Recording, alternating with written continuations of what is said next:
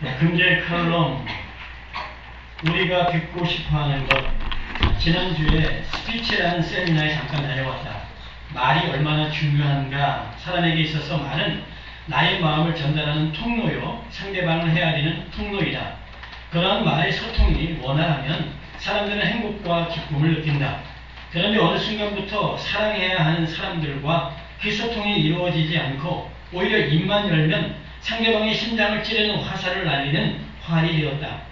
그날 두 분의 강사의 말을 들으면서 사람들이 정말 원하는 것이 무엇인가, 내가 원하는 것이 무엇인가 한번 생각을 해보게 되었다. 이에 대한 해답은 의외로 아주 간단하였다. 사람들은 자신이 듣고 싶어하는 말을 상대방이 하지 않으면 그것이 아무리 옳은 말이라 해도 마음이 편치 않고 오히려 거부감이 들어온다. 아니, 오히려 더 이상 그 상대와 대화하려 하지 않는다. 이미 상대가 어떤 말을 꺼낼 때에는 이에 대한 답도 알고 있다. 그럼에도 그 말을 꺼내는 것은 내가 원하는 말을 좀 해주세요 라는 원함이 있기 때문이다. 그러나 그 바람이 여지없이 상대방의 옳은 소리 앞에 산산이 부서지는 것을 우리는 너나 할 것 없이 경험해왔다. 그러면서 서로는 서로에게 자꾸 움츠러들고 더 이상의 세세한 이야기를 하는 것을 멈춰버린다. 그리고 그냥 일상적인 간단한 명반이만으로 소통을 이루어간다. 이것은 그 누구의 잘못이라기보다도 우리가 이러한 소통을 배우지 못했기 때문이고, 무엇보다도 나라는 존재가 너무 똑똑하기 때문이다. 항상 가르치려는 자세로 상대방 앞에 서 있기에 상대를 무시하게 되고, 상대가 원하는 인정이나 위로나 격려의 말은 단 한마디도 하지 않게 된다. 사람이 원하는 대화의 상대, 소통의 상대는 똑똑한 사람이기보다도 편한 사람을 원한다. 그래서 사람들은 바른 말을 잘하는 사람보다는 좀 유치하게 하는 사람을 선호하고, 말을 많이 하는 이보다는 말을 들어주는 이를 선호한다. 그리고 고개를 끄덕여주고 함께 공유하는 자세를 가진 이를 좋아한다. 그가 잘하고 잘못하고를 떠나서 상대를 있는 그대로 받아주고 인정하는 그 사람을 사람들은 좋아한다. 스피치 세미나에서 김창욱 강사가 한 말 가운데 우리나라 부모의 반응과 서양 부모의 반응이 다름에 대해 잠깐 설명했다. 예를 들어 아이가 어떤 물건을 깨뜨렸을 때에 서양 부모는 가장 먼저 아이를 걱정해서 너 괜찮니?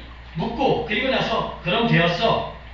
사랑한다? 이렇게 말을 한다는 것이다. 그러나 한국 부모들은 아이가 물건을 깨뜨리면 야 똑바로 해야지 이 치치치 못한 놈아, 이게 얼마짜리인데, 그러면서 아이의 감정이나 상처는 안중에도 없다는 것이다. 어쩌면 지금 물건을 깨뜨린 아이의 입장이 우리의 입장일 수 있다. 바로 이때 이 순간 가장 힘든 이는 그 누구도 아니고 아이이다. 그럼 그 아이가 듣고 싶어하는 말이 무엇인가? 잘못에 대한 질책도 아니고 그의 상태에 대한 평가도 아니다. 그냥 그의 불안을 해소시켜줄 위로의 말. 괜찮니? 괜찮아. 그럼 되었어. 그러면서 나에게 있어서 가장 소중한 존재는 다른 어느 것도 아닌 바로 너야. 내가 너 사랑해 라는 그 마음을 갖게 해주는 것이다. 그런데 우리는 아이의 입장이 아닌 바로 어른의 입장, 나라는 입장에서 모든 것들을 바라보고 생각하고 말을 해버린다. 더 과격한 사람은 행동을 통해서 상대의 잘못됨을 질책한다. 그러면 그 뒤로부터 사람들은 그 사람 앞에서 숨어버린다.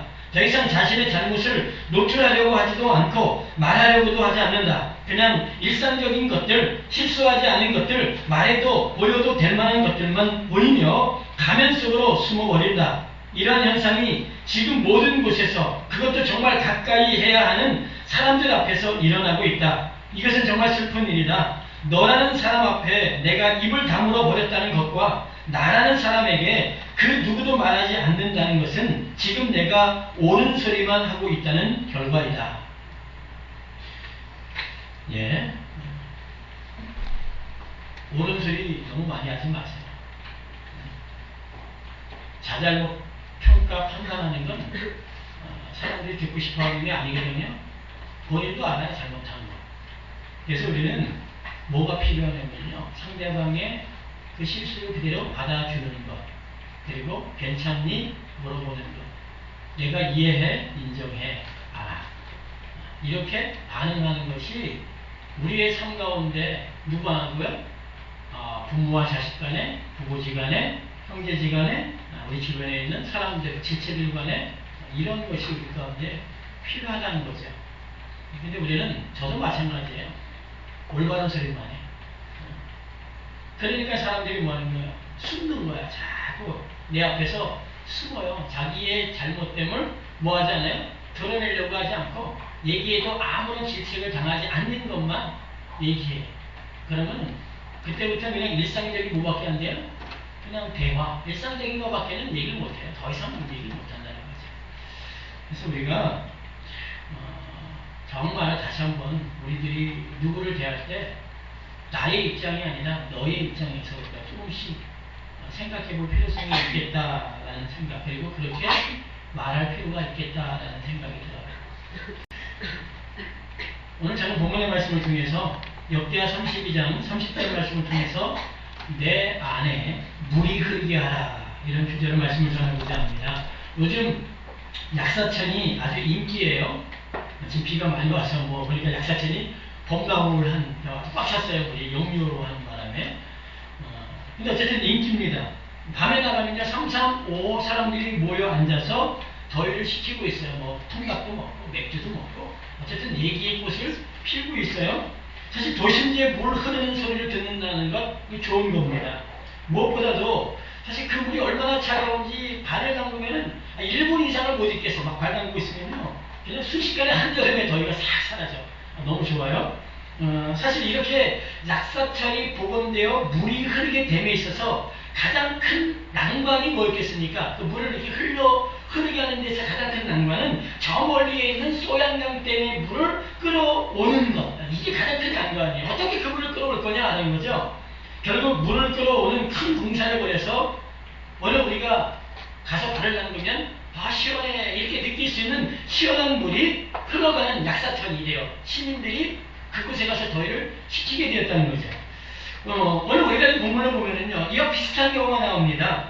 남유다 히스기야 왕 때에 북이스라엘이 아시리아라는 나라에 의해서 멸망을 당합니다. 멸망당해요. 그때 남유다 예루살렘으로 북이스라엘에 있었던 많은 사람들이 피시를 와요. 피난을 옵니다. 그래서 그때 당시에 이 예루살렘에 있었던 인구가 평상시보다 무려 10배 이상 늘었대요. 10배 이상. 그러니까 엄청나게 많은 사람들이 예루살렘으로 모여든 겁니다.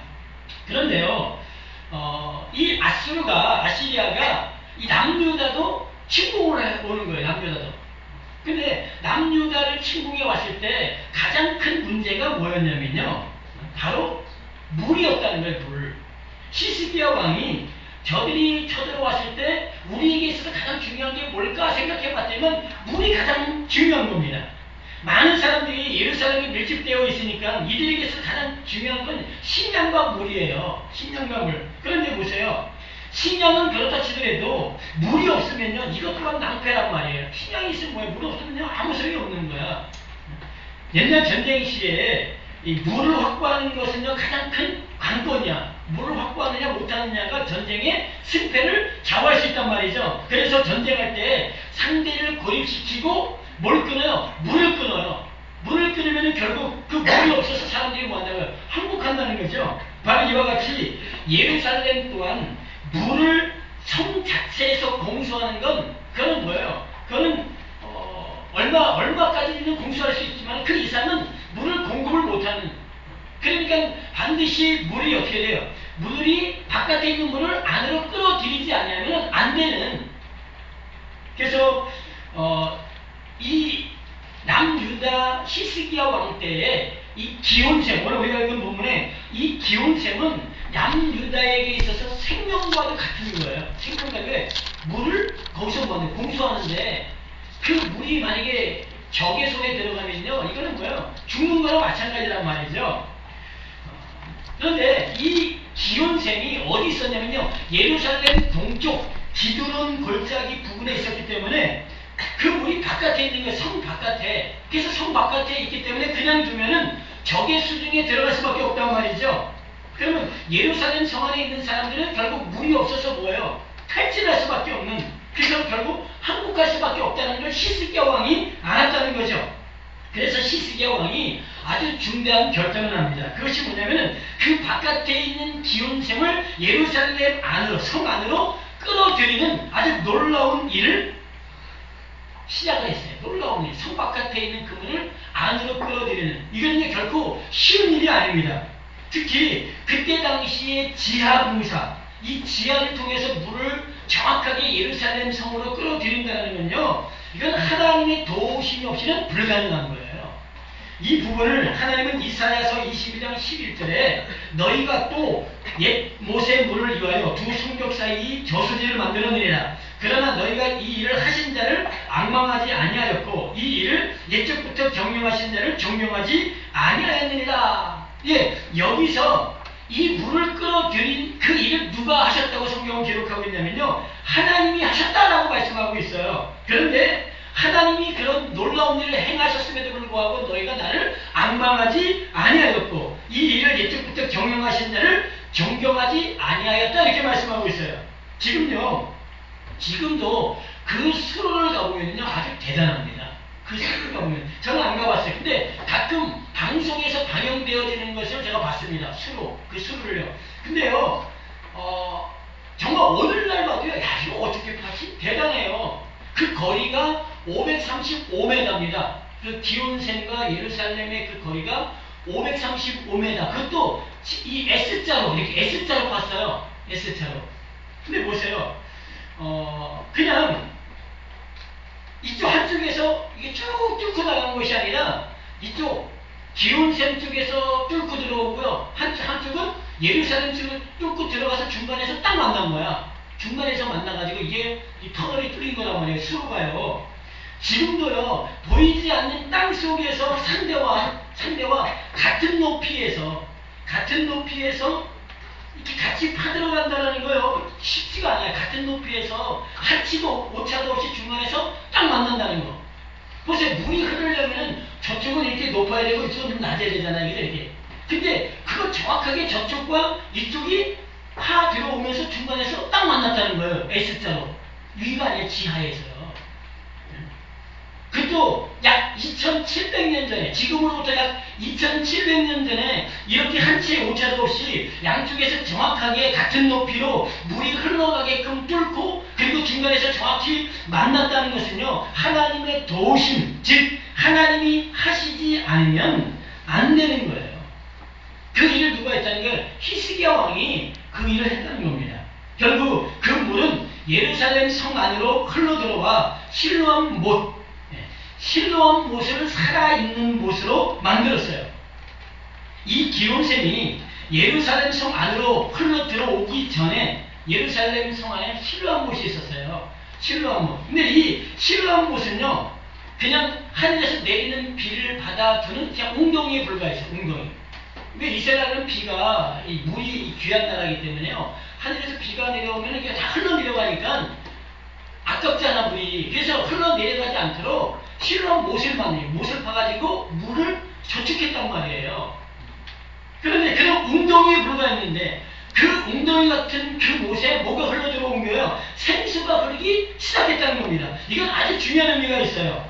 요한복음 9장에 보면 나면서부터 소경이 된 사람이 나옵니다. 이 소경이 예수님과 만나 보는 자가 됩니다. 이때 예수님이 그 소경의 눈에 진흙을 이겨서 눈에 바르고 뭐라고 얘기하면 실로암 못에 가서 씻으라, 이렇게 말씀하세요. 그 말씀을 듣고 이 소경이 실로암 못에 가서 씻자, 어떻게 해서요? 눈이 밝아졌단 말이죠. 이 사건은 오늘 본문에 나온 기온샘과 연결이 되어 있는 말씀이에요. 제가 앞서도 말씀드렸듯이 실로암 못은 원래 웅덩이에요. 흐르는 물이 아니라 그냥 고여있는 웅덩이입니다. 그럼 보세요. 이 땅에 생수로 오신 이가 누굽니까? 바로 예수 그리스도란 말이죠. 그 예수 그리스도가 이 실로암 못 같은 우리의 인생, 웅덩이 같은 우리의 인생, 고여있는, 흐르지 않고 고여있는 우리의 인생에, 하늘에서 근근히 비가 내려야 살 수 있는 우리의 인생에 세상적인 좋은 말, 좋은 교훈 이런 걸 들어야 살 수 있는, 근근히 살 수 있는 우리에게, 그리고 그것도 시간이 지나면 웅덩이니까 어떻게 해요? 썩지 않아. 물이 보이는 건 썩는단 말이에요. 오염이 된단 말이죠. 바로 그런 우리에게 누가 오신 거예요? 생수가 흘러 들어왔단 말이에요. 예수 그리스도의 생수가 우리 안에 흘러 들어왔어요. 그래서 이제 우리는 그냥 고여있는 웅덩이가 아니라 내 안에 생수가 흘러 들어오고 흘러 살아있는 실로암 못이 된 거란 말이에요. 옛날에 뭐였는데 죽어있는 그냥 실로암 못이었는데 웅덩이 불과했는데 생수를 흘려보내는 그런 존재가 되었어요. 그것을 요한복음 9장에 예수님이 소경의 눈을 실로암 못에 보내어 식대함을 통해서 바로 내가 그 기원의 샘이라는 걸 보여준 거예요. 내가 바로 뭐예요? 보냄을 받은 자다. 하늘로부터 이 땅에 생명을 주기 위해서 흘러내려온 그 기원의 샘이다. 내가 하늘의 비다. 내가 바로 보냄받은 자다. 그 생수가 흐르고 있는 그 실로암 못이다라는 것을 예수님이 소경의 눈을 뜨게 하심을 통해서 보여준 거란 말이에요. 말씀하신 거란 말이죠. 오늘 본문에 나온 기온이라는 뜻은요, 돌발하다, 솟아나다, 분출하다는 뜻. 그러니까 땅 속에 있었던 그 물이 뭐냐면 돌발해, 딱 바깥으로 돌출해 나는, 분출해 나는, 솟아나는 거예요. 땅 속에 숨어 있었던 그 물이 보이지 않았던 생수가 솟아나는 것을 말하는 겁니다. 그런데 그 기온이 우리가 잘 알고 있는 창세기에 보면은요, 에덴에서 발원한 네 강이 나옵니다. 네 강이요. 그 네 강 가운데 한 강의 이름이 기온이에요. 기온강이란 말이야. 근데 그 기온이라는 그 강이 여러분 성경을 보면 사라집니다. 기온강이 사라져요. 없어집니다. 그런데 오늘 우리가 읽은 본문에 그 기온의 강이 뭐가 되어 나타났어요? 샘이 되어 나타났단 말이죠. 보이지 않던 그 물이 보이게 솟아난 그리고 분출되어진 것으로 우리한테 지금 보여지고 있어요. 이것은요, 보이지 않던 그 기온강이 샘이 되어 나타나는 걸 통해서 이 땅에 그 샘, 하늘의 생명을 가지고 있었던 그 하나님이 보이는 누구로, 보이는 예수 그리스도로 이 땅에 오신 것이 우리한테 보여주고 있는 거란 말이에요. 그 보이지 않았던, 사라졌던 그 강이 샘이 되어 나타났던 것처럼 예수 그리스도가 뭐가 되어 나타난 거 이 땅에요. 그 샘이 되어 나타나신 거란 말이죠. 그래서 그 예수 그리스도가 오셔서 사람들에게 에덴의 생수를 맛보게 하신 거예요. 에덴의 생수를 맛보게. 아직은 그 시작이 샘처럼 미약하지만 어느 시간 지나면 지날수록 그 샘이 어떻게 변합니까? 계시록 22장에 가니까 그 샘이 뭐가 되었어요? 생수의 강이 되었더라는 거예요. 그 샘이 시작은 보잘것없는 샘이었는데 나중에 가보니까 뭐가 됐어요? 강이 되었어요. 한 사람 예수님이 샘으로 오셔서 우리에게 그 생수를 주신 거야. 그러면 여러분 한 사람 한 사람이 다 뭐예요? 샘이란 말이에요. 생수를 담고 생수를 마시는 이렇게 쏟아내는 샘이야. 여러분 하나님이 뭐라고 말씀하셨어요? 내가 샘의 근원이라고 말씀하셨단 말이에요. 하나님이 내가 생수의 근원이다라고 말씀하셨어요. 예레미야의 2장에 내가 생수의 근원이다. 계시록에 보니까 샘의 근원을 만드신 그 하나님 자신이 샘이요 또 생수의 근원이란 말이죠. 바로 그 생수를 마신 저와 여러분이 마셨잖아. 예수 그리스도 중에서 그 생수를 마셨어요. 그러면 저와 여러분이 뭐가 된 거예요? 이제 샘이 된 거란 말이에요. 저와 여러분이 샘이 됐어요. 생수가 되었습니다. 그렇게 하나둘씩 이 땅에 뭐가 생겨났어요? 샘들이 생겨난 거예요. 그래서 수많은 사람들이 샘이 되어서 또 수많은 사람이 생수가 되어서 그래서 그 샘이 모여 너도 샘 나도 샘 너도 샘 나도 샘 그래서 모여서 결국 뭐가 된 거예요? 강이 되더라는 거예요. 생수의 강이 흘러나가더라는 거예요. 그 생수가 모여서 생수의 강이 되어 흘러나가더라는 거예요. 처음에는 한 사람, 처음에는 두 사람, 처음에는 10사람, 그러면 나중에 시간에 100사람, 1000사람, 10,000사람, 100,000사람, 100,000사람, 1,000,000 사람이 다 뭐가 돼? 샘이 되어 막 쏟아내니까 뭐가 나와요? 강이 되잖아요. 지금 비가 오잖아. 지금 비가 오는데 막 물이 막 범람합니다. 근데 그 물이 한꺼번에 그렇게 많이 막 범람하는 게 아니야. 저쪽에서 저쪽에서 조금 막 흘러나온 게 모여오니까 뭐야? 그게 크게 막 강이 되어서 막 범람하잖아요. 바로 그거라고. 우리가 샘이었는데 그 샘들이 많아지니까 결국 생수의 강이 되더라는 거예요. 그런데 오늘 히스기야가 그 물을 아수르 왕에게 빼앗기지 않기 위해서 기온의 윗샘물을 막고 아래로 쫓아 다윗성으로 인도하여 드립니다. 역대하 32장 3절 4절에 보니까 그 방백들과 용사들로 더불어 의논하고 성 밖의 모든 물 근원을 막고자 하며 저희가 돕더라. 이에 백성이 많이 모여 모든 물 근원과 땅으로 흘러가는 시내를 막고 이르되 어찌 아수르 왕들로 와서 많은 물을 얻게 하려 하고 오늘 본문도 30절에 이 히스기야가 또 기온의 윗샘문을 막아 그 아래로 쫓아 다윗성 서편으로 곧게 인도하였으니 저희의 모든 일이 형통하였더라. 이게 뭐 했습니까? 샘을 막았어. 위에 샘을 막았다고요. 바깥에서는 물을 찾지 못하도록. 그리고 그 물을 땅으로 파가지고 흘러 들어오도록. 왜 그랬어요? 이 물이 누구의 손에 들어가면 안 돼요. 적의 손에 들어가면 안 된단 말이죠. 그러면서 우리가 여기서 잘 봐야 될 것, 유심히 봐야 될 것이 있습니다. 그것이 뭐냐면 지금 여러분 안에, 내 안에 흐르고 있는 그 물이 그냥 웅덩이에 고여있는 물이냐, 아니면 기온의 샘에서 흐르는 그 물이 내 안에 흘러 들어와 계속 흘러나가고 있는 물이냐, 이걸 봐야 된다는 거예요. 많은 사람들이 예수 그리스도를 믿으면서 자기 안에 있는 물이 고여있는 물인지 흐르는 물인지 이걸 보지 못하고 뭐야, 그냥 물이 있으니까 물이라고 생각하고 만다고요. 신앙생활 한다는 거예요.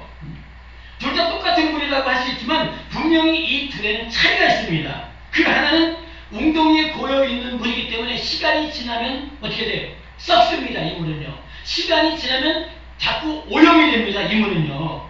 한번 보십시오. 예수 그리스도를 믿는데 어느 순간부터 내 안에 영적인 목마름이 시작되고 내가 믿고 있는 신앙에 의심도 생기고 또한 마셔도 목마름이 해결되지 않고 이제 더 이상 마실 물이 없어 바닥을 긁고 있는 목마른 사슴처럼 바닥을 긁고 있지 않는가? 내가 목말라서 지금 헤매고 있지 않는가? 그 물은 다 웅덩이에 있는 물이란 말이에요. 그 물은요.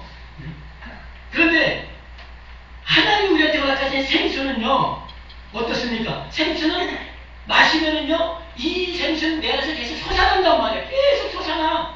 그러니까 뭐야? 목마르지 않는 거예요. 참된 진리의 복음은, 참된 진리의 말씀은 내 안에 들어오면은 나의 목마름을 해결시킨단 말이에요. 요즘요, 많은 사람들이 목이 마르니까 많은 사람들이 뭐 슈퍼나 아니면 마트나 어디 가서 뭘 삽니까? 더우니까. 요즘 더우니까 딱 나가면 시원한 음료수, 그죠? 음료수 아니면 시원한 맥주, 맥주 쫙 마시잖아요. 왜? 갈증 해결하려고 쫙 마십니다. 그러니까 요새 그게 인기야. 음료수, 새로운 음료수를 만들어내면요, 아주 인기예요. 음료, 그 맥주 같은 것도 인기야. 뭐 여름만 되면서 얼마나 많이 팔리나. 이제 막. 그런데 그것이 우리한테 보여주는 것이 있다는 거예요. 여러분, 음료수 마시면 잠깐 시원하지만 또 목말라. 또 어때요? 또 맥주 같은 거 한 잔 마셔도 시원하지만 또 있으면 또 목말라. 이게 왜 하나님이 이걸 왜 보여주냐면요, 이 땅에 사람들이 지금 선호하고 있는 것을 보여주고 있는 거예요. 이 땅에 사람들이 지금 먹고 있는 물이 오염되어져 있음을 우리한테 보여주고 있는 거란 말이에요. 음료수, 술 맛있어요. 맛있습니다. 마실 때는 시원할 수 있어요. 그러나 조금 지나면 갈증이 더해지고 갈증이 해소 안 됩니다. 어떻게 보면요, 그 음료수 계속 마시면 어떻습니까? 몸에 좋아요? 그 음료수, 술 좋습니까? 마셔보세요. 계속 마시면서 뼈가 약해지고요, 오장육부들이 망가진단 말이죠. 그래서 결국 병이 생겨요. 그게 오늘날 우리에게 하나님 보여주신 복음이 지금 그렇게 되어져 있음을, 사람들이 그런 걸 지금 하고 있다, 선호하고 그런 걸 찾고 있음을, 맛있으니까 우리한테 보여주고 있는 거예요. 근데 사실 생수는 별로 없는 것 같아요. 밋밋한 게. 근데요, 이 생수가 왜 중요하냐면요, 어떤 분이 그래요. 물만 잘 써도, 물만 잘 먹어도 모든 병을 고칠 수 있대. 물만 잘, 아주 좋은 물만. 그래서 뭐 우리 지금은 많이 안 그렇지만 옛날에 뭐 한의원에서 약을 다닐 때 뭐 정말 새벽에 눈 뜨자마자 토끼가 와서 이제 씻기 전에 가서 물을 아주 좋은 물을 가지고 와서 한약을 달아야 뭐 효과가 있다, 뭐 좋은 물에도 뭐 여러 등급이 있다, 그런 얘기 하잖아요. 근데 정말 좋은 물은요, 그만큼 사람한테 굉장히 큰 효력을 발휘해. 사람의 몸 전체가 뭘로 구성이 됐어요? 거의 물로 다 구성이 되어 있단 말이에요. 그래서 좋은 물만 먹어도 병이 난다. 제가 전에 그런 얘기를 했어요. 야, 태초의 물이 있거든요. 하나님이 처음 이 세상을 창조할 때 그때 태초의 물이 어디냐? 북극과 남극의 빙하로, 그게 태초의 물이에요. 그 물만큼 깨끗한 물이 아마 없을 거예요. 그 빙하. 육신적으로 그런 물, 깨끗한 물을 먹으면 목마름이 해결이 된단 말이죠. 그런데 하나님이 이 땅에 허락하신 정말 아주 깨끗하고 정말 우리한테 영원한 생명을 줄 수 있는 그 물이 다름 아닌 누구라고 예수님은 말씀, 바로 나다. 그 물이 바로 나라는 거예요. 그 오염되지 않은 깨끗한 물, 그걸 먹으면요, 우리는 목마르지 않아요. 그 물을 먹으면 우리는 병들지 않는단 말이죠. 그래서 물이라고 해서 다 똑같은 물이 아니라는 사실. 우리는 이것을 분별해야 된다. 내가 먹고 있는 물이 오염된 웅덩이에 있는 물이냐, 아니면 기온샘에서 흐르고 있는 그 흐르는 물이냐, 이걸 뭐예요? 분별해야 된단 말이죠. 이걸 분별하지 못하면요, 사람은 뭐 저 물이나 이 물이나 다 똑같으니까 아무 물 먹어도 돼. 아무 물이나 먹어도 돼. 바깥에 나가서 물 얼마나 많은지 아세요, 지금요? 그 물 먹어도 됩니까? 안 되죠, 그 물 먹으면. 목마르니까 바닷물 먹으면 돼요? 안 되죠. 더 목마른데. 이걸 잘 분별해야 된단 말이에요. 기온에서 솟아나는 그 샘을 우리가 소유하지 않으면, 그 샘이 우리에게 흘러 들어와 우리를 통해서 흘러 나가지 않으면요, 우리가 가지고 있는 물은 모두 그냥 웅덩이에 고여있는 물이고, 그 물은 반드시 사라질 뿐더러 반드시 그 물은 오염이 되어 우리를 원하고 죽인다고요. 우리를 병들게 하고 우리를 죽여요. 지금 이 땅에 우리가 마시고 있는 영적인 물을 한번 살펴봐야 됩니다. 그 물이 정말 하나님이 우리에게 주신 영적인 생수인가, 이걸 봐야 된다는 거죠. 그런데 사람들이 이 물을 분간하지 못합니다. 어느 물이 생수이고 어느 물이 그냥 웅덩이에 고여있는 물인지 분간을 못해요. 그냥 하나님이 허락하신 기온의 생물이신 예수 그리스도, 그분이 보입니까? 안 보입니까? 안 보여요. 기온의 샘은요, 땅속에서 솟아나는 거기 때문에 그분은 보이지 않아요. 보이지 않는 걸 우리가 마셔야 된단 말이에요. 보이지 않는 그 생수를 마셔야 되는데, 실로암 곳에 있는 물은 뭐야? 그냥 누구도 볼 수 있는 물이야. 바깥에 있는 그 물. 그래서 진리는 숨겨져 있다라고부터 출발하는 거예요. 진리는 숨겨져 있어요. 하나님의 참된 생수는 숨겨져 있단 말이에요. 눈에 보이는 육신의 것, 환경의 것의 문제를 해결해주고 그것을 형통케 해주는 그 말씀은요, 그냥 실로암 웅덩이에 있는 물이에요. 그러니까 맨날 우리가 그런 말 들으면 안 되는 거예요. 여러분 잘 됩니다, 형통케 됩니다, 건강해 됩니다, 부욕해 됩니다, 이런 말 들으면요, 다 어디의 물이라고요? 여러분의 잠깐의 목마름을 해결해 줄 수 있는 그 웅덩이에 고여있는 물이란 말이에요. 그거는요. 그런데 오해하지 마십시오. 우리의 육신의 문제를 외면하고 무시하는 거 아닙니다, 제가요. 이것을 해결될 수도 있고 안 될 수도 있어요. 형통할 수도 있고 안 될 수도 있어. 그것이 우리가 그것 때문에 물을 마시는 건 아니란 말이에요. 우리가 하늘로부터 오는 생수를 마시는 이유는 그 생수를 통해서 우리가 영원한 것을 바라보고 영원한 것을 내 안에 품고 그 하나님이 누구인지, 예수 그리스도가 누구인지, 진리가 누구인지, 진리형이 누구인지, 제사함이 무엇인지, 구원이 무엇인지, 그걸 알게 하시려고 그분이 우리한테 뭐지? 생수를 주신 거란 말이죠. 그것을 우리가, 그 생수를 우리가 소유하면요, 뭐가 생기냐면 기쁨과 즐거움과 자유와 행복이 생겨요. 흐르는 생수를 내가 가지고 있으면요, 예수 그리스도 믿는 게 행복하고 기쁘고 즐겁다니까요. 자연 속에 우리가 뭐였어요? 이 믿음의 길을 걸어갈 수 있어요. 바로 이러한 보이지 않는 것들을 알게 하고 맛보게 하고 그것을 소유하게 하고 그것으로 기뻐하고 행복해하고, 뭐가 들어오면요, 흐르는 생수가 들어오면 이 사람은 무화과나무 열매 없어도 됩니다. 농밭에 식물 없어도, 포도나무 열매 없어도, 외양간에 송아지, 양떼 없어도 이 사람은 나를 구원하신 그 구원 하나만으로도 기뻐할 수 있는 사람이에요. 나에게 이 생수를 주신 그 하나님 한 분만으로도 우리 행복할 수 있는 사람이란 말이에요. 뭘 마신 사람은요, 흐르는 생수를 마신 사람. 그런데 웅덩이에 고여있는 물을 마신 사람은요, 계속 뭘 달라고 하세요? 떡 달라는 거예요. 보이는 그 떡 주세요. 내 육신의 거 해결해 주세요. 맨날 이것만 붙잡고요, 그거 해결되면은 시 한번 웃고, 해결 안 되면은 그냥 인상 5만 가지 인상 다 쓰고 막 힘들어하고. 모세가 애굽의 모든 부하를 버릴 수 있었던 것처럼 능히 흐르는 물을 가지고 있는 사람은 버릴 수 있습니다. 이 생수는 그만큼 우리에게 뭘 줘요? 시원함을 줘요. 정말 자유함을 주고 정말 행복과 기쁨을 줍니다. 그럼에도 이미 이 땅에 수많은 사람들이 달달하고 짜릿한 뭘 맛봤어요? 음료수를 맛봤어요. 짜릿하고 달달한 그 음료수를 맛보니까 입맛이 땡기잖아요. 얼마나 좋습니까? 그죠? 그것이 입맛에 길들여졌어. 생수는 이제는 별로 안 좋아. 난 요즘 아이들 뭘 좋아해요? 뭘 좋아합니까? 아니, 음료수 좋아해요. 요즘 아이들 콜라, 사이다, 이상한 여러 가지 스포츠 음료.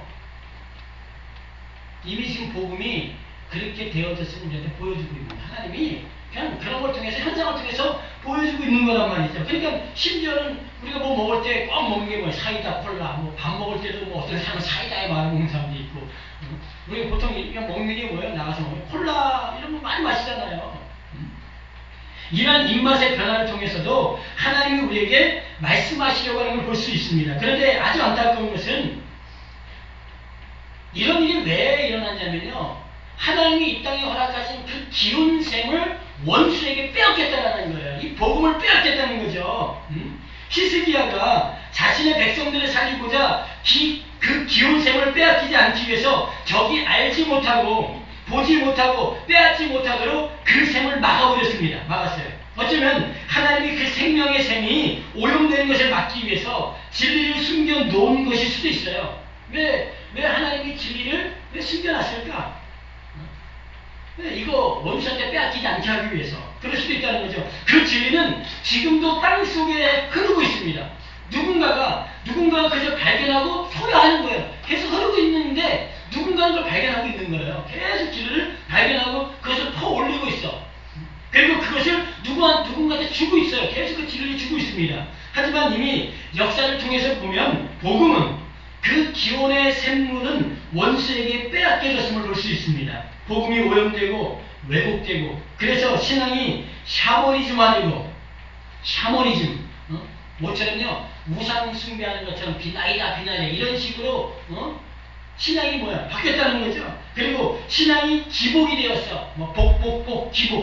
기복이 되었고 신앙이 율법화되고 신앙이 방종이 되고 그 신앙이 이익의 수단이 되고 그 신앙이 액세서리가 되고 너무나 많은 변질을 가져왔다는 거죠. 그러니 예수 그리스도를 믿음에도 불구하고 사람들이 뭐하지 못해요? 복음의 능력을 맛보지 못하고 자유와 행복과 기쁨과 그 능력의 삶을 살지 못하고 그냥 육신의 열심만 내고 있어요. 열심은 있는데 뭐가 없어요? 복음이 없는 거예요. 그러니까 지치는 거야. 하다 지쳐 나가 떨어져. 그러다가 뭐예요? 심지어는 예수님조차도 부인하고 여전히 못 쫓아 육신의 복을 쫓아서 살아가고 이것은 지금 원수가 생수의 독을 탄 것과 다름없어요. 독을 탄 겁니다. 그러면서 예수 그리스도를 말하고 십자가를 말하고 천국을 말하니까 사람들이 속아 넘어가는 거예요. 거기에 뭐야? 그 독이 들어간 생수가 아니죠. 독이 들어갔으니까 독국물이죠. 그 독국물을 사람들이 맛있어 달달하고 맛있으니까 그거 먹고 있는 거란 말이에요.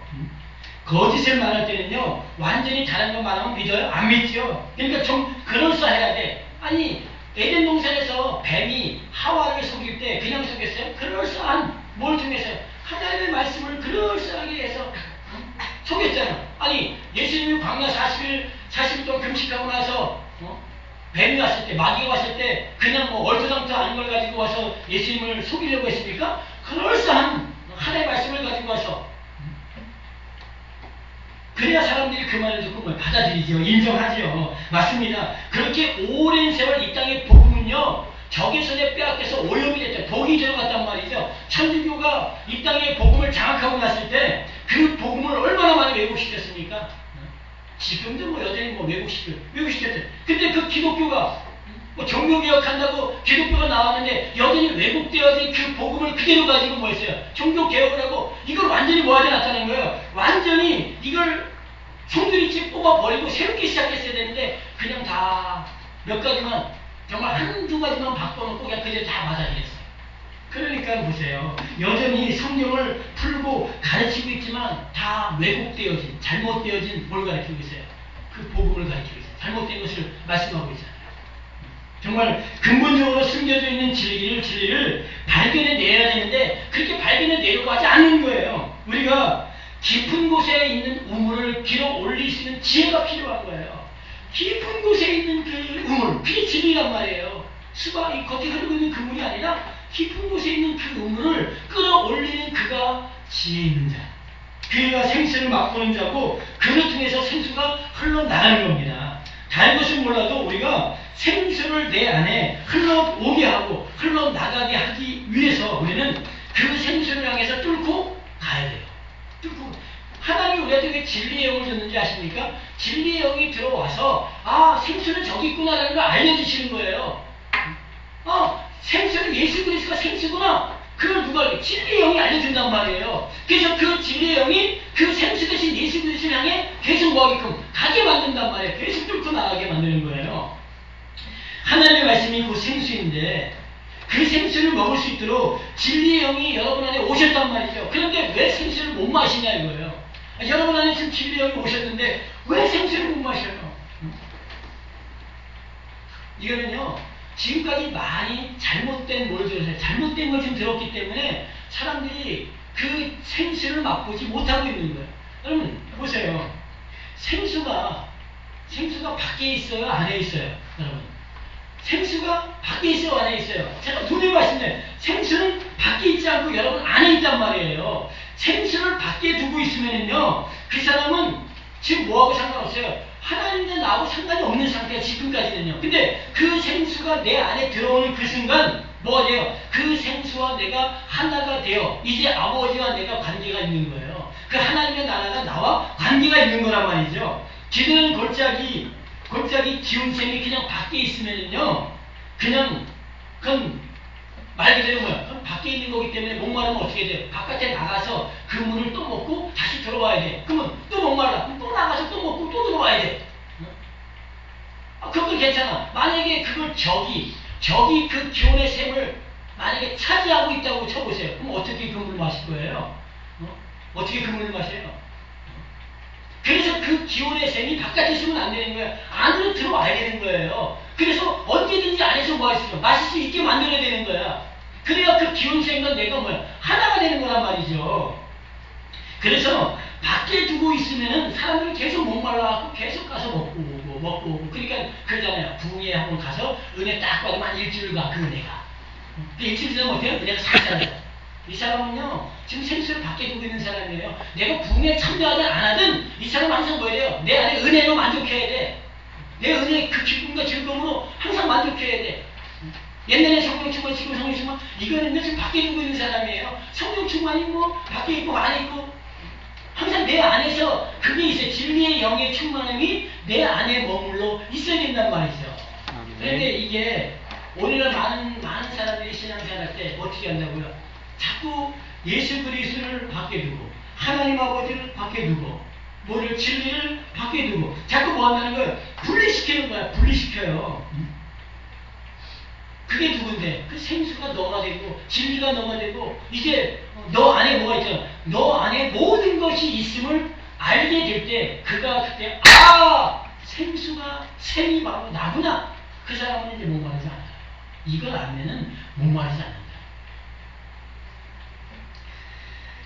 제가 요즘 여러분 이걸 우리 목사님이 요즘 이걸 안 하네? 이런 생각하시는 분 있을 거예요. 제가 요새 기도할 때 뭘 안 해요? 기도할 때 주여라고 제가 안 부르죠? 주여라고 안 부르는 이유가 있어요. 제가 이 말씀을 보면서 성경을 보니까 성경에 주여 다윗이 예수여 부르는 장면이 많이 나와요. 그래서 그것 때문에 그래 주여 삼창 불러야 된다고 우리 보통 이제 순복음교회에서는 주여 삼창을 부르는데 이게 옛날에는 장로교에서 안 했는데 이제는 다 해. 모든 교단이 주여 다 불러요. 근데 그 주를 불렀던 그들이 누구였어요? 예수를 밖에 두고 있었던 사람들이란 말이에요. 예수가 저기 있으니까 어떻게 여기서 불러야 되잖아. 주여 불러야지. 저 예수가 발걸음 멈추잖아요. 밖에 있으니까. 근데 그 예수를 만난 사람들이 더 이상 주여를 안 부르잖아. 만나지 못한 사람들을 불러요. 그 예수를. 밖에 있으니까 불러야지. 방법이 없어. 밖에 있으니 그 예수를 내가 만나야 되니까 부르는 수밖에 없어요. 근데 내 안에 있는 사람은 더 이상 부를 필요 없다는 거예요. 그 주를요. 왜 내 안에 있는데 그 주를 내가 왜 불러요? 그래서 제가 주를 안 부르는 게 이제는요. 왜? 내 안에 예수가 있기 때문에 그 주를 부르면 안 된다는 거예요. 왜? 그 주를 부른다면 너는 예수를 밖에 두고 있는 자야. 그리고요. 우리가 그런 기도 여러분 들어보셨을 거예요. 어떤 기도 들었냐면 성령님 환영합니다. 인정합니다. 모셔드립니다. 내 안에 모시옵소서. 이런 기도 대표적으로 우리 우리가 많이 우리 순복음교회 대표적으로 하는 기도예요. 성령님 환영합니다. 인정합니다. 모셔드립니다. 내 안에 오시옵소서. 성령님 밖에 계세요? 여러분 안에 계시죠. 밖에 있는 건요. 그분과 내가 지금 뭐 했다는 거예요? 하나가 안 되는 거예요. 밖에 있는 건. 내 안에 지금 내 안에 뭐 있어요? 들어와서 내 안에 나와 하나 되어 지금 뭐 그분이 살아가고 계시고 있단 말이죠. 근데 왜 자꾸 밖에 있는 그분을 왜 불러요? 왜 오시라고 그래? 내 안에 들어왔는데. 그거는 지금 하나님과 나를 뭐 시킨 거예요? 분리시킨 거란 말이에요. 근데 이 기도를 계속 시켜. 그러면 하나 된 이 복음을 자꾸 분리시키는 건 뭐예요? 지금 복음을 지금 깨뜨리는 사건이란 말이죠. 그러니까 하지 말라. 이거는 누가 하는 거예요? 모르는 사람들. 예수를 모르는 사람들, 성령과 하나 되지 않는 사람들은 하나 그러세요. 그분들 하시라고 그러세요. 만약에 여러분들이 아직 그분과 하나가 안 됐다면 하세요. 해보세요. 그런데 만약에 여러분이 진리의 복음이 여러분 안에 들어와서 이제 예수 그리스도가 여러분과 하나 되어 진리의 영이 여러분과 하나 되었다고 믿는다면 더 이상 뭐 하면 안 돼요? 그 기도를 해서는 안 된다. 하나님은 오늘 저와 여러분 안에 이 기온의 샘이 흐르기를 원하셔요. 아직 그 샘이 흐르지 않는다면 샘이 흐르게 하기 위해서 여러분이 진리의 말씀을 가까이 하셔야 됩니다. 계속 들어야 돼요. 진리의 말씀이 내 안에 이렇게 들어와서 흘러나가게 하는 유일한 방법은요. 다른 게 없어요. 그 진리의 말씀을 듣는 일밖에 없어요. 그리고 여러분이 해야 될 일은 오직 그것밖에 없어요. 하나님의 그 말씀이 내 안에 들어와 흘러나가게끔 이게 하나님의 일이라는 거예요. 다른 게 하나님의 일이 아니면 뭐 쉬운 예로 뭐 내가 성가대하고 뭐 막 해요. 막 하는데 이게 하나님의 일이 아니라 하나님의 일이라고 말씀하는 그 일은요. 내가 안에 그 믿음, 내가 예수 그리스도 믿는 믿음이 내 안에 들어와서 내 안에서 생수가 흘러 들어오고 나가는 것. 이게 하나님 원하시는 일이란 말이에요. 우리한테 원하시는. 그렇다 다른 거 하지 말라는 얘기 아니에요. 여기 여러분이 뭐야? 집중하라는 거예요. 여기 집중하라는 거예요. 일단은요. 마르다와 마리아가 예수 그리스도가 오셨을 때 마르다는 막 일하게 굶주렸잖아요. 근데 마리아는 뭐였습니까? 예수 그리스도 그분 앞에 앉아서 그분의 말씀을 들었다는 말이에요. 하나님은요. 일하는 거 여러분 뭐라 하는 게 아니라 그것보다 더 중요한 게 있다라는 거예요. 더 중요한 게 뭐예요? 그 말씀이 내 안에 들어와서 생수가 되어 흘러나가는 것. 그러니까 여기 먼저 여러분 뭐예요? 집중하고 주목을 해야 된단 말이죠. 하나님 그거 보셔요. 여러분이 정말 그분을 주목하고 있는 걸 보셔요. 제가 금요기도회 때 삭개오 제가 설교 잠깐 했어요. 삭개오가 예수를 보고자 하여 그가 뽕나무에 올라가서 어떤 사람인가 보고자 하여 근데 거기 보고자 하여라는 그 말이 주목하다라는 뜻이에요. 주목하다, 관찰하다, 아주 찾으려고 애쓰다. 그 삭개오가 예수를 주목했단 말이에요. 예수를 찾으려고 애를 썼단 말이에요. 그런데 놀라운 것은요. 그 수많은 사람들이 있었는데 예수님이 안 사람은 삭개오밖에 없었다는 거예요. 삭개오가 올라간 그 뽕나무 밑에 가서 이르러 우러러보시고 여기서 그 말 우러러보신다는 이 말이 주목하다라는 뜻이야. 삭개오가 주목했던 그 주목으로 예수님이 삭개오를 주목한 거야.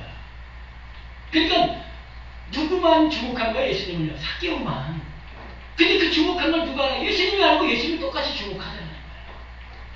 그래서 오늘 우리가 그게 필요한 거예요. 내 안에 생수가 들어와 흘러나가게 하기 위해서 우리가 누구한테? 그 예수 그리스도께 주목을 해야 되는 거예요. 그분의 말씀에 주목을 하는 거예요. 진리의 영이 그걸 주목하게 만든단 말이에요. 주목하면은 그분의 주목이 나와 함께 만나는 거예요. 오늘 기온샘이 실로암 예루살렘 성 안으로 들어올 때 양측에서 파도를 갔던 것처럼 마찬가지예요. 여기서 주목하고 여기서 주목해서 딱 만나는 사건이란 말이에요. 그러면 결국 내 안에 들어오고 흘러나가. 오늘 하나님이 우리한테 원하시는 일이 그거예요. 이걸 우리가 해야 된단 말이죠. 다른 것에 우리가 많은 걸 주목하잖아요. 다른 것에. 근데 다른 것에 많이 주목하는 것, 그거 이전에 더 여러분이 주목하고 집중해야 될 것은 바로 그 생수가 내 안에 흘러 들어올 수 있는 유일한 길이 하나님의 진리의 말씀밖에 없기 때문에 그 말씀이 뭐 하는 거예요? 주목하는 거예요. 그것에 집중하라는 거예요. 그래야 여러분 안에 생수가 가득 찹니다. 그런데 또 보세요. 정말 이게 생수냐 아니냐 이걸 판단할 때 여러분 주의할 게 있습니다. 유의할 것이 있는데 바로 저 사람이 말이 어떤 말을 하고 있는가 잘 보세요. 그 사람이 하는 말이 만약에요. 만약에 자꾸 어떤 행위적인 걸 얘기하고 있어요. 행위적인 거. 뭘 해야 됩니다. 뭘 해야 됩니다. 뭘 해야 됩니다. 자꾸 어떤 행동적인 거 열심히 해야 됩니다. 또 또 하나님께 열심히 봉사하고 힘쓰고 기도하고 뭐하고 막 이렇게 행위적인 것을 여러분을 막 끌고 가고 그러면은요 이것은 여러분 안에 들어온 생수가 아니에요. 웅덩이에 있는 물입니다. 여러분한테 행위 가지고 왈가왈부하는 사람이 있어요. 뭐 잘했느니 못했느니 뭐 이렇게 왈가왈부 이것도 생수를 가진 자가 아니에요. 웅덩이에 있는 물을 먹은 사람이에요. 보세요. 예수님이 이 땅에 오셨을 때 그분이 생수입니다. 생수 대신 예수님이 이 땅에 오셨을 때 사람들이 그 생수 대신 예수님의 그 말씀을 사람들이 들으려고 하지 않고 자꾸 뭘 가지고 평가했어요? 예수님의 행위를 가지고 평가했단 말이에요. 특별히 어떤 행위요? 예수님이 누구하고 맨날 놀고 있어요? 죄인, 손가락질 받는 죄인과 창녀들과 맨날 놀고 있어. 그들과 함께 맨날 먹고 술이나 마시고. 만약에 오늘날 예수님이 오셨을 때 똑같이 예수님은 사람들의 손가락질 당합니다. 똑같이 예수님은 오늘날 오면 돌 맞아 죽어요. 그분이 오셔도 똑같은 현상이 나타납니다. 그러니까 보세요. 하나님이 지키라고 하는 안식일도 안 지키지. 그러니까 바리새인 서기관 율법사들이 얼마나 많은 풀을 달았겠습니까? 네가 무슨 하나님께로부터 온 자냐 그죠? 죄인하고 놀면서 맨날 먹고 술이나 마시고 있으면서 그리고 안식일도 안 지키면서 있는데 네가 무슨 하나님으로부터 온 사람이냐? 네가 무슨 하나님의 아들이냐? 더 나아가 예수님이 이 땅에 오셔서 하신 말씀을 보면요. 우리들의 행위의 잘못을 넘어서 잘 보세요. 예수님이 이 땅에 오셔서 하신 말씀을 보면요. 우리의 행위의 잘못을 넘어서 우리들의 마음의 잘못을 말씀하셨어요. 그죠? 예수님이 오셔서 죄라고 일컫는 그 죄를 보면요. 그냥 사람들이 생각하는 외부적으로 나타나는 죄보다 더 강력한 죄를 말씀하셨단 말이에요. 네 마음으로 짓는 죄도 죄라는 게 똑같은. 야, 형제를 미워해? 미워하지. 그건 살인죄야. 네가 사람을 직접 죽인 것하고 똑같은 죄야. 너 여자 보고 음욕을 품었지? 머릿속으로 그냥 음욕을 한번 품었어. 그거는 네가 직접 여자를 간음한 거하고 똑같은 죄야. 그럼 보세요. 여러분이 외적으로는 죄를 안 지었을지 모르지만 여러분 마음으로 얼마나 많은 사람을 죽였습니까? 수없이 죽였죠. 여러분 살인 엄청나게 했어요. 저도 지금까지 태어나서 마음으로 지은 죄 따지면요. 사람 수백 명도 더 죽였어요. 마음으로 이거 더 강력한 거예요. 그 죄가요. 더 강력해졌어요. 그러면 이제 여러분이 누굴 뭐라 그러겠습니까? 여러분도 살인한 자요. 여러분도 간음한 자요. 여러분도 도둑질한 자요. 그럼 여러분이 누굴 뭐라 그러겠습니까? 아무도 그런 사람은 이러쿵저러쿵 말할 수 있는 자격 아무도 없습니다. 우리는요. 근데 행위를 가지고 판단을 해요. 저 사람이 저렇게 행위하니까 저 사람 괜찮은 사람이야. 착한 사람이야. 저 사람은 예수 잘 믿는 사람이야. 백날 판단해도 소용없는 거예요. 행위 가지고는 중요한 거는요. 제가 행위를 어쩌고 완전 무시하는 건 아닙니다. 정말 중요한 건 그 사람의 입에서 나오는 말이 과연 하늘의 말이냐, 하늘의 생명을 주고 하늘을 향해 가게 만들고 하늘을 품게 만들고 또 영원의 생명을 품게 만드는 그런 말이냐, 그걸 봐야 된다는 거예요. 그 말을 하지 않고 그냥 좋은 말, 옳은 말, 도덕적인 말, 윤리적인 말, 율법적인 말, 행위적인 말 아무리 백날해도요. 그 말은 다 어디로부터 온 거예요? 실로암 웅덩이에서 나온 물이에요. 실로암 웅덩이에서 나온 그 물이란 말이에요. 그 물 먹으면은 여러분 잠깐 착하게 살아야지. 착하게 살 수 있어요. 좀 지나보세요. 원상복귀 되지. 착하게 사나. 마음속으로 그 물을 끓는데 겉에는 안 가는 척하고 있죠. 마음속으로 고백도 더 죽이고 싶은데 겉에는 아주 고상한 척하고 있죠. 그래서 여러분 웅덩이의 물은요, 자꾸 여러분을 어디에 집중시켜요? 육신에 집중시키고, 여러분의 행위에 집중시키고, 도덕과 윤리에 집중을 시킨단 말이에요. 이게 땅의 물이야. 웅덩이의 물이란 말이에요. 하지만 하늘의 물은요, 하늘의 물은 이 육신에 집중을 안 시킵니다. 어디에 집중시켜요? 다 하늘에 집중을 시켜요. 예수 그리스도 그분께 집중을 시킨다고. 그 예수라는 그분이 내 안에 들어오면은 이제 뭘 느껴요? 아, 이게 복음이구나, 이게 자유구나, 이게 행복이구나라는 걸 여러분 스스로 느껴요. 알게 돼요. 그러면 그 행복 가운데 있는 사람이 다른 사람 정죄 안 합니다. 내가 자유하지 못하니까 다른 사람 정죄하는 거예요. 내가 행복하지 못하니까 다른 사람 행복한 거 뭐예요? 그거 못 봐주는 거예요. 그러게 우리가 하나님이 허락하는 이 진리의 생수를 빼앗기면 안 돼요. 기운 샘을 원수한테 빼앗기면 안 된단 말이에요. 그래서 여러분한테 제가 계속 이 말씀을 전하는 거예요. 이 말씀 여러분 들어야 안 빼앗기거든요. 만약에 이 말씀 안 듣고요, 또 다른 데 가서 다른 말씀 들어보세요. 금방 여러분 안에 생수가 사라집니다. 그러니까 웅덩이의 물을 여러분이 또 먹고, 아, 이게 맛있어 하고 다시 돌아가는 거야. 옛날로 돌아가는 거예요. 옛날. 그래서 우리 성도분들은 한 분도 빠짐없이 정말 여러분 안에 그 물이 웅덩이의 물이 아니라 오늘 히스기야가 기온의 샘을 뚫어가지고 예루살렘에 흘러 들어왔던 것. 저 여러분이 예루살렘이잖아요. 여러분의 그 생수가 들어가서 흘러 나가야 돼. 그래서 여러분 통해서 생수의 강이 생겨나야 된단 말이죠. 여러분 통해서 많은 사람이 생명 나오면 돼요. 살아나야 돼. 행복해야 돼. 기뻐야 돼. 즐거워야 돼. 이런 놀라운 은혜가 우리 하나님께서 우리 모두에게 있기를 예수 그리스도의 이름으로 하늘에 축원드립니다. 아멘. 기도하겠습니다. 사랑의 은혜가 많으신 아버지, 우리는 그냥 고여있는 웅덩이 같은 그런 존재입니다. 정말 시간이 지나면 바닥을 드러낸 그런 존재, 시간이 지나면 오염될 수밖에 없는 그런 존재, 시간이 지날수록 더 썩어질 수밖에 없는 존재였습니다. 그런 우리에게 하늘의 생수 되시는, 오늘 본문의 말씀에 기온샘 되시는 예수 그리스도가 오셔서 아버지 우리에게 진리의 영을 주셨습니다. 그리고 진리의 영을 통해서 그 생수 되신 그 진리와 만나게 하시고, 그래서 이제는 우리가 샘이 되었습니다. 이제 우리 안에 그 샘이 솟아나 많은 목말라하는 사람들에게 이 샘물을 주는 그런 삶을 살 수 있도록 역사하여 주옵소서. 그래서 모여서 생수의 강이 흘러가고 생명나무가 아버지 살아나는 역사가 있게 하여 주옵소서. 특별히 기도합니다. 지금까지 오염되고 왜곡된 그런 물들을 먹었다면 이제 생수로 흘려보내기 원합니다. 생수가 들어와야 오염된 것들이 아버지 흘러나갑니다. 그래서 흘러나가다 보면 결국 깨끗한 물이 아버지 우리 안에 들어와 있고 그것이 흘러나가는 그런 존재가 될 수 있습니다.